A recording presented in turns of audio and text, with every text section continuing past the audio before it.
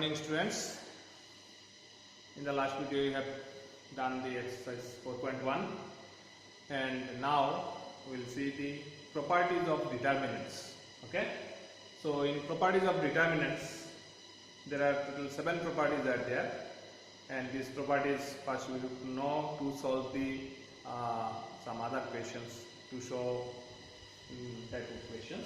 Okay, so first property is the value of the determinant remains unchanged if the rows and the columns are interchanged. If in any determinant, if rows and columns are interchanged, just like transpose in matrix, if you interchange the rows into columns or columns into rows, then the value of that determinant remains same. So here in shortly I have written, if Ri is interchanged to Ci, okay, rows interchanged into columns, then the determinant remains same. So you can write determinant 1, change determinant value will remain same. This is the first property. All that 7 properties you have to remember, because these are the keys for solving the other questions of the determinant. Second property,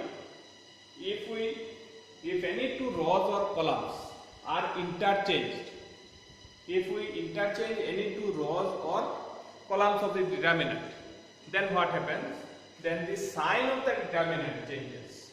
If it is positive, it will become negative of that.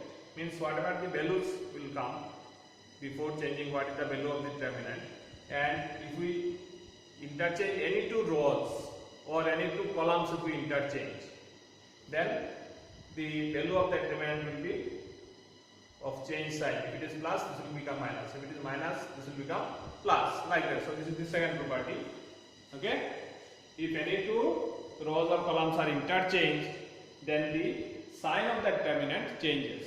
In shortly, you can remember like that: if Ri is changed to Rj or Ci is changed to Cj, means column, means first column you are changing into second column you are interchanging into first, or first into third and first we are interchanging, then value of the determinant, sign of the determinant changes.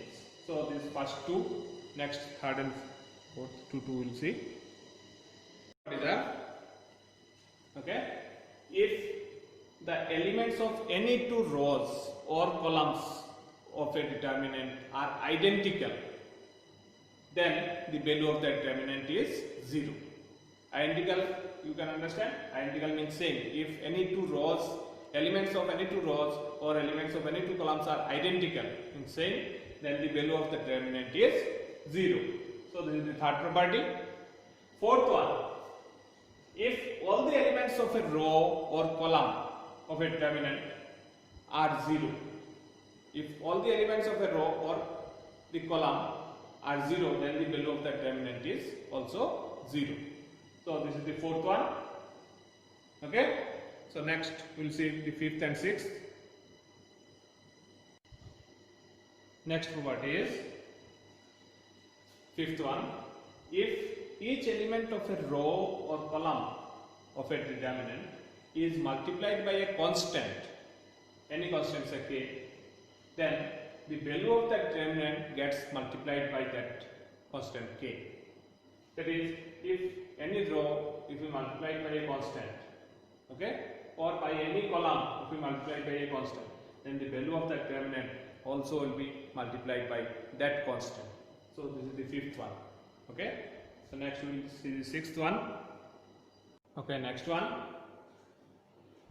if sum or all elements of a row or column of a determinant are expressed as a sum of two or more terms, then the determinant can be expressed as the sum of two or more determinants.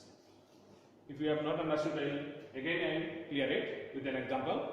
If sum or all elements of a row or column of a determinant are expressed as the sum of two or more terms.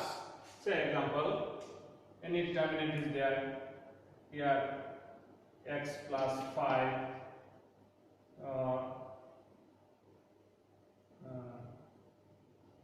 y plus 2, z plus 1, here x, here it is 5, 2, 1, minus 6, 1. Okay. Now this determinant, here if you observe this one, this column is expressed as the sum of it is a term, it contains two terms here two terms are there. Okay, so this determinant can be expressed as the sum of two or more determinants. Means here by taking any one, say here x, y, z, x, 2, 1, 5, minus 6, 1, plus, here it is plus is there, so you can use plus. If it is here minus, you can use minus also. So what will happen? And now this x, y, z will not write in that. Here what will come? 5, 2, 1. In that 5, 2, 1. Other two columns will remain same. Only which term it is expressed as a sum of two terms, which column, that one only will be separated into this one. So it will remain x, 2, 1, 5 minus 6, 1. So that way we can express this determinant as a sum of two determinants. Got it? If it is more also are there, if it is more terms are there, we can express as a sum of three determinants. Okay? If three terms are there, three determinants. It is as many terms are there, as many determinants you can express as the sum of the determinants. So this is the meaning of that. If any rows or by any columns, if the determinant is the expressed as the sum of two or more terms, then the determinant can be expressed as the sum of two or more determinants. Okay, and last one we will see. Okay, next one or the last one. If to each element of any row or column of a determinant, the equimultiples of the corresponding elements of other row or column are added or subtracted, then the value of the determinant remains same. So what is the meaning of that? If you have not understood, with an example you can understand. Say any determinant is there,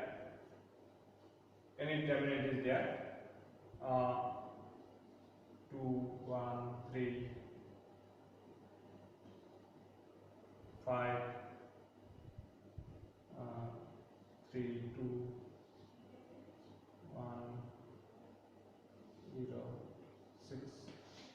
Okay, any determinant is there.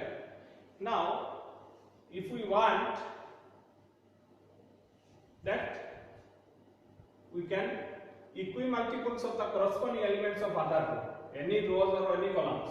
If we want to equimultiples, means by any constant you can multiply the other rows or columns, and you can add or subtract. Even that also can be done. Say in this determinant we want to do say in column 1, means in C1, if we want to do it C1 plus 2 C2, then the value of the determinant remains same. Anything we can do it, say in C1 we are doing, in column 1 we have to do that, column 1 what we have to do with a constant multiple of the column 2. Say any constant multiple, anything. Say it is anyone for making it, say for finding the two columns to make it identical. If we want to do it, we can do that way. Or even if we want all the three columns we have to join, say at C1 plus C2 plus C3 we want to do, that also can be done.